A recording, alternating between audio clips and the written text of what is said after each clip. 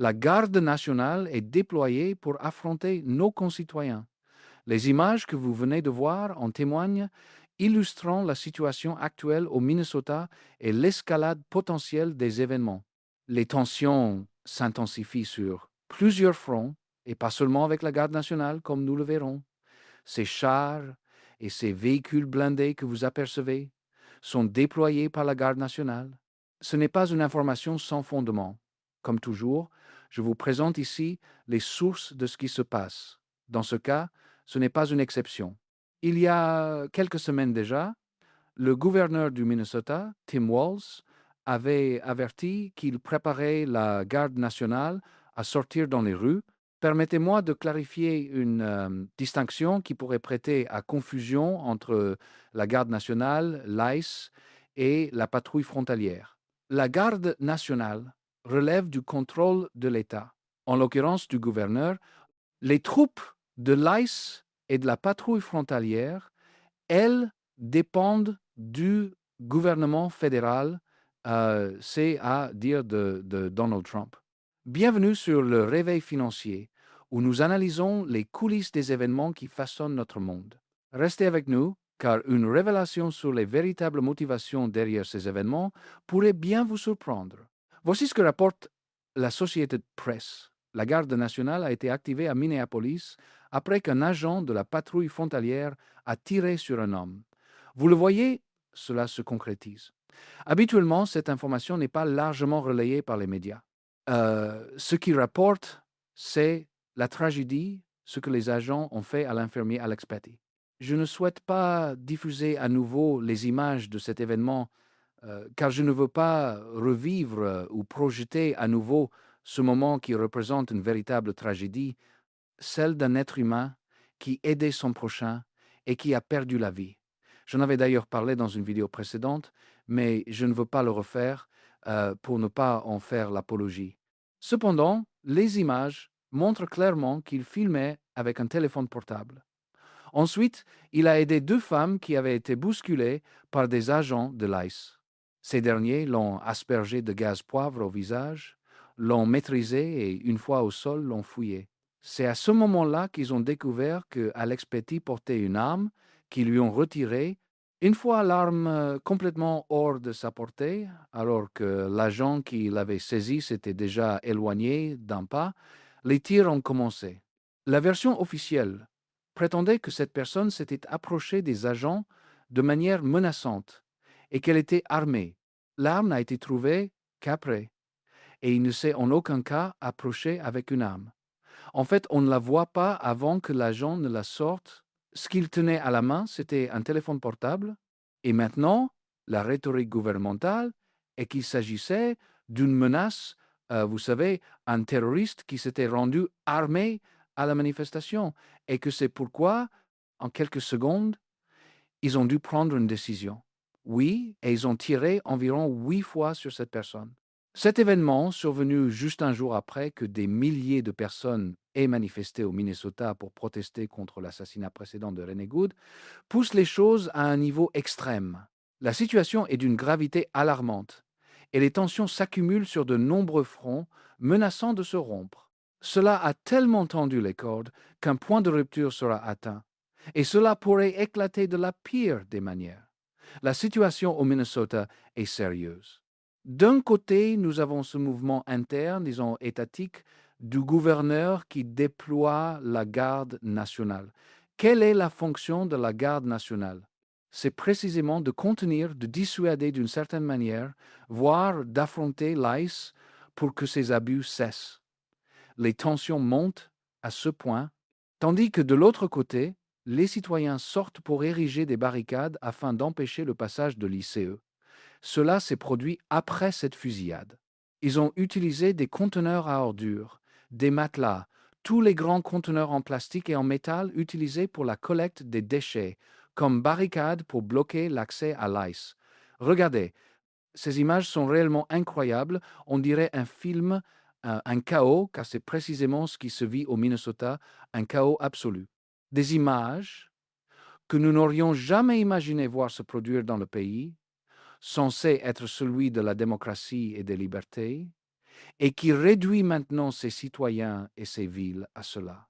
Voici d'autres images dans une autre partie de la ville où des barrières et les mêmes types de conteneurs ont également été installés. On voit qu'il s'agit réellement d'une zone de guerre où seul un passage est laissé pour les piétons et ils contrôlent ainsi l'accès, empêchant bien sûr ces forces de l'ICE de revenir semer la terreur, le chaos, la panique, d'arrêter n'importe quel individu, de lancer des gaz lacrymogènes et même de tirer.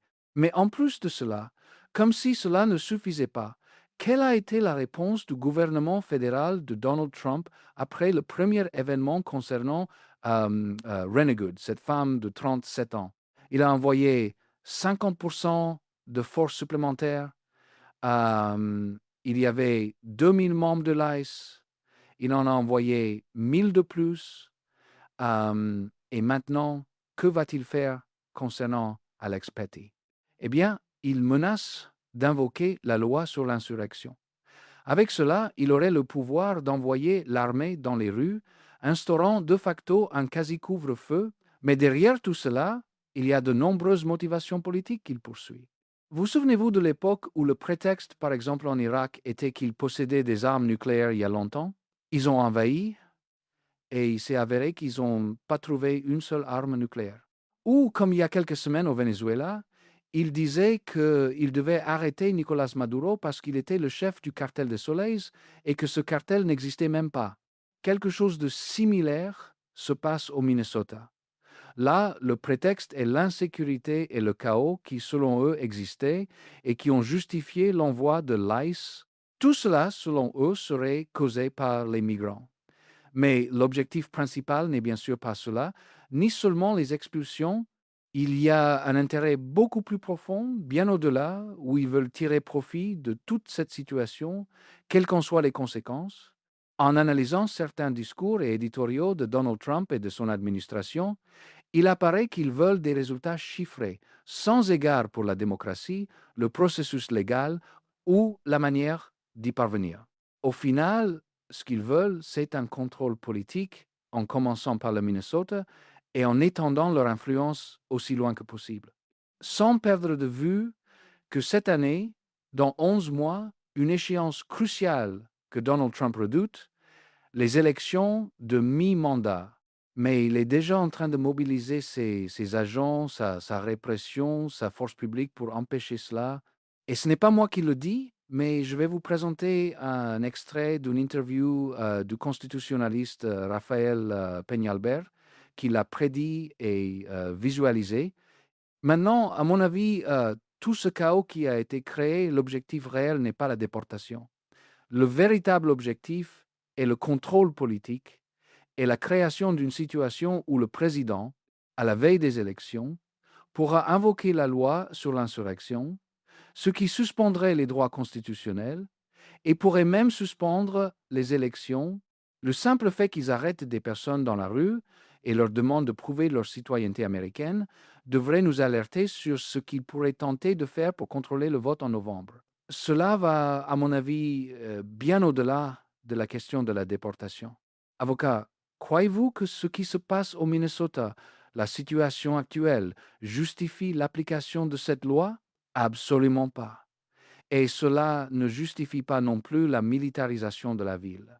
Nous sommes tous d'accord pour que les personnes ayant commis des délits, les personnes dangereuses, soient expulsées du pays. Mais le fait de diffamer une communauté d'immigrants qui a tant apporté à ce pays, 90% des immigrants sont des hommes et des femmes de bien, qui viennent ici travailler, donner un avenir à leurs enfants, qui respectent les lois, et que maintenant on les diffame et que cela serve de justification pour militariser nos villes et y envoyer l'armée qui répond au président. Nous sommes en train de créer une armée nationale sous le contrôle et les ordres du président Trump. Et cela va bien au-delà, je le répète, de la question de la déportation. Ici, le véritable objectif est le contrôle politique. Et pour preuve, ce matin, CNN a rapporté qu'une offre avait été faite. L'ICE se retirerait de Minneapolis si le rôle électoral était remis au gouvernement fédéral. Si cela est vrai, c'est extrêmement grave, car c'est une preuve supplémentaire de ce qui est recherché, le contrôle politique. Imaginez cette offre, comme s'il s'agissait d'une négociation du gouvernement fédéral. Nous allons retirer l'ICE, mais avant cela, vous nous remettez la liste de vos électeurs, le registre. C'est extrêmement grave. Ils les coercissent, les contraignent à leur donner des informations que le gouvernement fédéral ne devrait pas avoir. Pourquoi les veulent-ils? Qu'est-ce qu'ils vont en faire? Au final, il semble que le gouvernement fédéral, Donald Trump, Greg Bovino et tout leur cabinet ne se soucient vraiment pas des victimes. Les 2 personnes décédées dans les rues, plus les autres dans les centres de détention, plus les milliers de personnes blessées, le jeune homme qui a reçu un tir dans l'œil, tout cela n'a aucune importance. Il y a un butin politique qui va bien au-delà. C'est ce qui est important pour eux. C'est la valeur qu'ils accordent à tout cela. Mais en plus de cela, il vient également d'annoncer qu'il va envoyer au Minnesota le responsable de la sécurité frontalière, le dirigeant suprême, pour qu'il soit sur place. Il dit, nous savons que c'est un homme dur qui prend des décisions difficiles. Qu'est-ce que cela signifie? Jusqu'où cela va-t-il aller?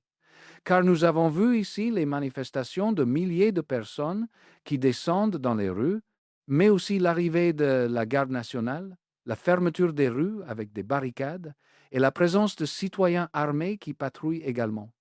Tout cela est vraiment sur le point d'exploser. Et au milieu de tout cela, quel est l'intérêt de Donald Trump? À quoi consacre-t-il son temps et son esprit? Je veux vous montrer une publication qu'il a faite sur son réseau social, puis republiée sur X, anciennement Twitter, pour que vous ayez une idée de l'importance qu'il accorde à cette situation. Regardez, il l'a publié hier soir à 21h30. C'est une image que je ne peux pas traduire directement, mais je vous la commente avec plaisir en français. Il dit: Je ne peux pas regarder le nouveau coup de pied d'engagement de la NFL comme beaucoup d'autres. Je tourne simplement la tête. Qui a le droit de faire ce changement? C'est tellement méprisant envers le jeu. L'original était grandiose, puissant, glamour et excitant. La nouvelle règle du coup de pied d'engagement retire tout le prestige et le pouvoir du jeu. J'espère que le football universitaire ne suivra pas cet exemple. C'est sérieux? C'est ça son intérêt? Il doit parler de football en ce moment, alors que cela se passe au Minnesota, alors que le pays est au bord de l'ingouvernabilité. Cela en dit long sur les intérêts et ce qui importe vraiment à Donald Trump et jusqu'où il est capable d'aller pour obtenir le contrôle politique pour ne pas perdre le pouvoir au Congrès et au sein de sa base républicaine. Car, comme si tout cela ne suffisait pas, il est également question d'une autre fermeture du gouvernement d'ici le 30 et 1 janvier. Donc, de quelque côté que l'on regarde, les choses se tendent énormément et aucun scénario ne suggère une désescalade. Nous verrons ce qui se passera. Que pensez-vous de tout cela, chers amis et chères amies?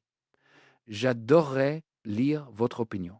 Mais même avant que tout cela n'escalade, les citoyens infligeaient déjà une humiliation à l'ICE et les chassaient. Ici, nous voyons comment ils les affrontent et les font fuir dans une station-service et l'ICE doit s'échapper en courant. Là, ils n'avaient pas l'avantage de dizaines d'agents. J'ai réalisé une vidéo à ce sujet montrant plusieurs endroits où l'ICE a été expulsé par petits groupes. Vous pouvez retrouver toutes les informations sur ce qui s'est passé dans cette vidéo. Je suis José Carlos, on m'appelle JC. Merci beaucoup pour votre temps. À bientôt.